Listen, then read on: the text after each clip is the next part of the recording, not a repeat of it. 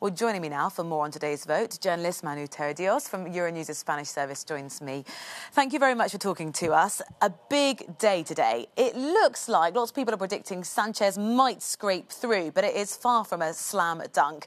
How do we think it's going to play out? Buenos días. Good morning, Rosie. Well, you said it. If everything goes as expected, he will be named by the Parliament Prime Minister today. As you said, it's the second vote.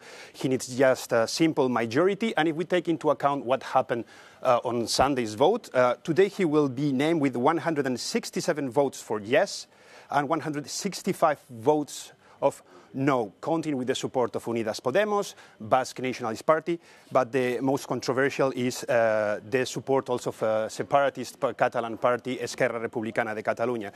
That has led to a lot of rumors, and as you said, it's so tight that one single vote could change it all.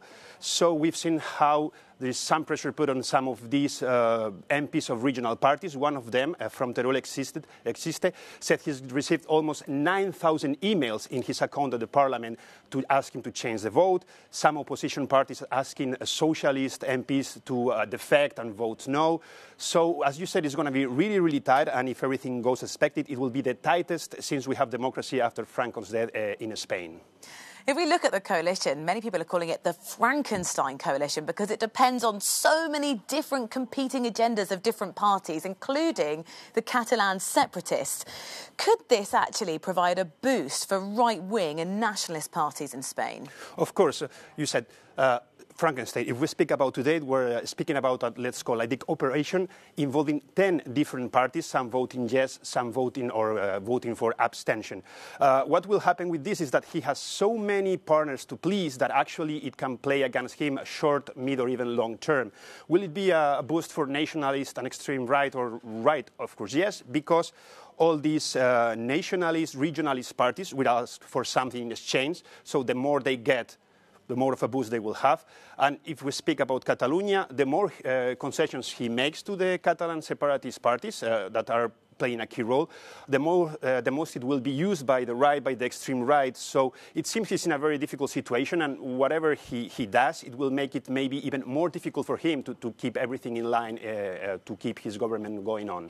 The issue of Catalan independence is going to be front and centre for the next few months, if not years, in Spain.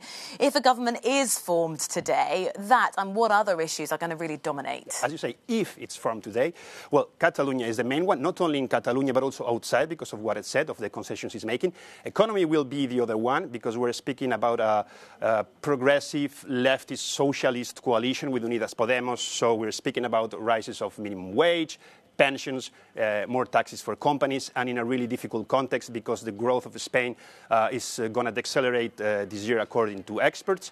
And then, not an issue, but probably the biggest challenge he's going to face short term is the budget, because we're still with the budget of 2018. That's an extension. So he needs to approve one, and for that he doesn't need only simple majority, but an absolute majority involving all these regional parties that are going to ask for something in exchange. So once he goes through this test, which is approve the budget, it's when we will see if we're able to have a stable government in Spain. Manu, thank you very much. Of course, we'll be following the vote closely today. Always a pleasure.